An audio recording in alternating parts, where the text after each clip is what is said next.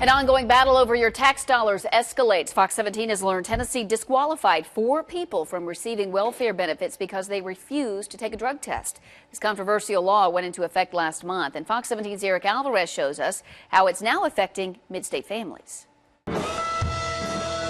Not far from the twang of Broadway,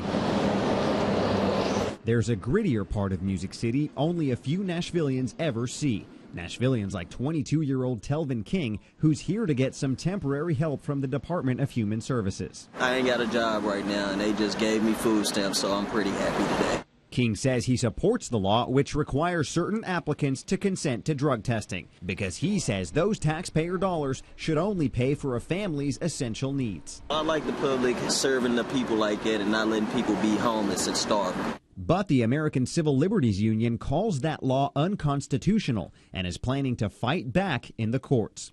ACLU is committed to challenging the mandatory drug testing law in Tennessee. Executive Director Hetty Weinberg has spoken out against the law since it first became a bill back in 2012. The most important thing to recognize when you look at this law is that it targets a group of people. It targets limited income folks. The department says the average family receiving assistance from the Families First program gets about $165 a month. The department also says that in June of 2014, more than 109,000 individuals benefited from that program, and more than 80,000 of those were children.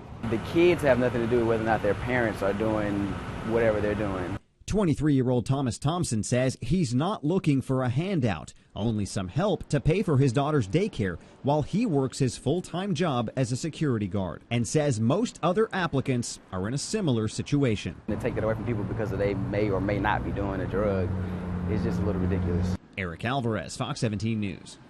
Well, the Department of Human Services says in addition to the 4 people who did not consent to the drug test, 1 Tennessean did and failed. The state could refer that person to a drug treatment program, but it's still unclear if they'd be eligible to apply again.